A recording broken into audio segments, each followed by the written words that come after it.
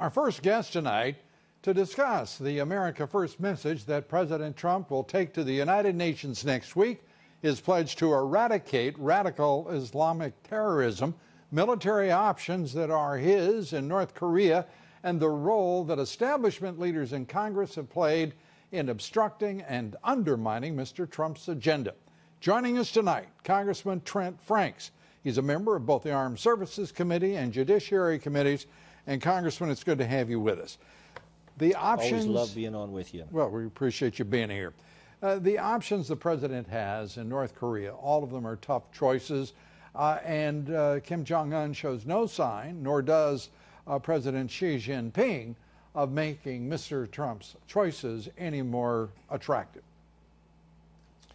Well, that's true. You know, I've said many times that previous presidents, and namely Mr. Clinton and Mr. Obama, both paid the ransom to North Korea and yet did not secure the hostage. They did not build down or dismantle the capability. And now this president is faced with far fewer options that are much more grave.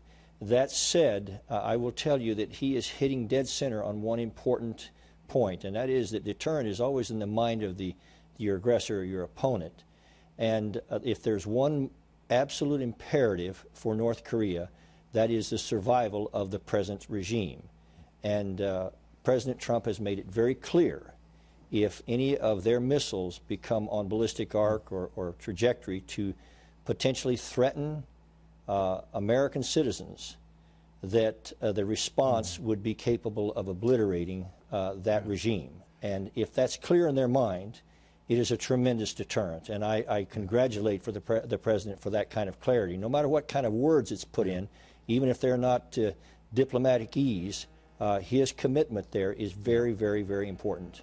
Yeah, I think in that context, the president, in fact, I think, as you well know, has made it clear that that threat on his part, his promise, if you will, extends to our allies and our friends in the region. And now we've seen the second ballistic missile, this one, by the way, capable of reaching Guam.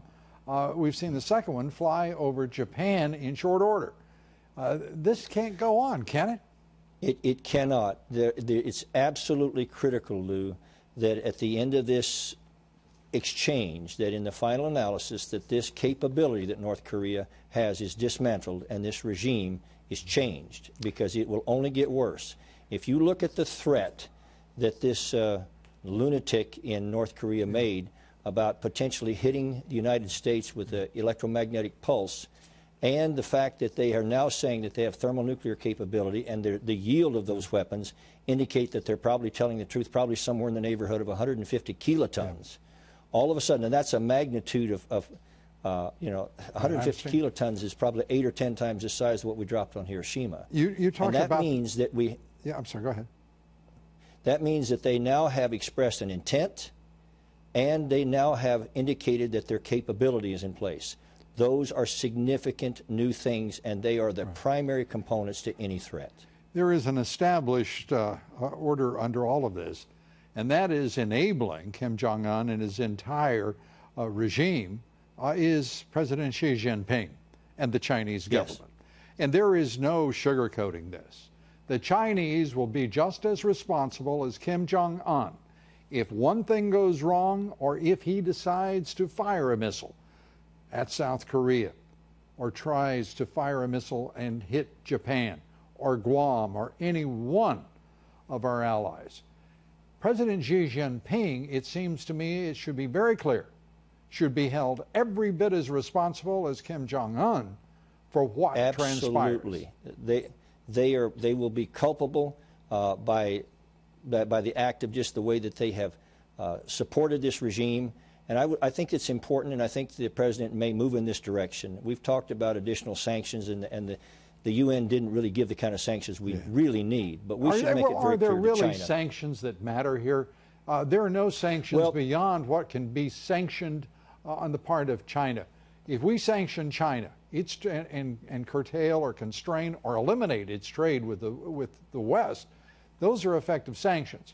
But to talk about I guess that's what I'm sanctioning saying, a country that is on already subsistence level diet and offering very little for its people other than more oppression, I see no reason for sanctions. That's a tragic thing, and it hurts me terribly for the North Korean people. I would only suggest to you that our economy is 1,000 times the size of North Korea, and if we tell China you can trade with North Korea or you can trade with us, but not both, I think that is one of the things that we can do, and then we absolutely have to isolate them in every other way possible till the regime itself collapses. It has to happen that way, because otherwise we are on trajectory for a very serious confrontation. Yeah, and I think that that we need to keep in full view the real consequences here, because China must bear the brunt of those consequences, the impact of those consequences, because it has created this monster in Pyongyang. That's right. And we have to deal with it, and we have to deal with it as well in Beijing. Congressman? Well, there's a little... Yes, sir. A little over a dozen companies in China that give them about 80%, 85% of their trade, and you were exactly right, Lou.